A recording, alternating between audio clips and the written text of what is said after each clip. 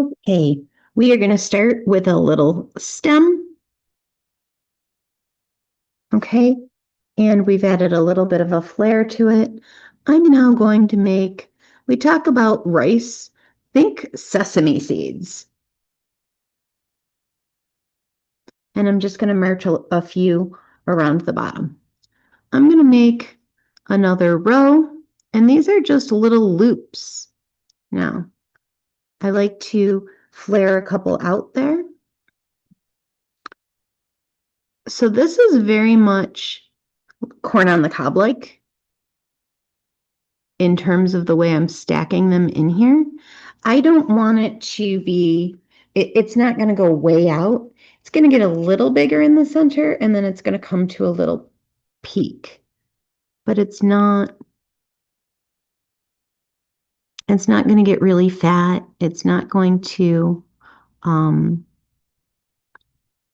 spread a whole lot, right? And I like to every so often just kind of poke a couple out the sides, right? Like maybe right there. And sometimes I make an actual little seed shape, and a lot of times I'm just making like a loop.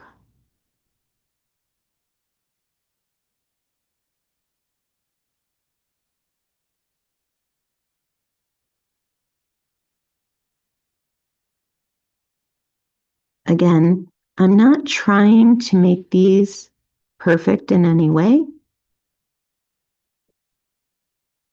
I'm not trying to build them out a ton. I'm just going to start with this simple little shape. And you can decide about how high you want it to be. I'm almost done. I'm going to come up just a little bit more. Okay. So right about here, you can see how it's a little thinner at the top, but I'm going to fill this out a little bit too, right? I'm going to come in and I'm going to add some more of those little seed shapes, right? But then right here at the top, I've got kind of a little crown of like, we started with, I don't know, 1, 2, 3, 4, 5, 6, 7, 8, 9. We're going to have 5 or 6 up on the top. I'm going to add a little there. I'm going to add kind of one kind of sticking off to the side there.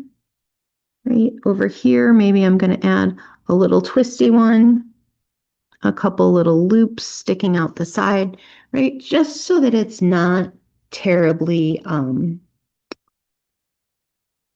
flat and boring. Okay.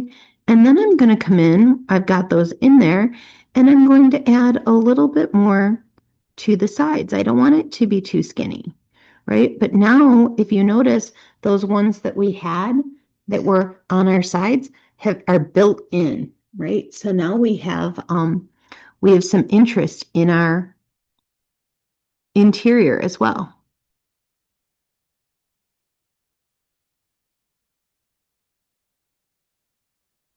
Okay, I am going to add one more of these up here.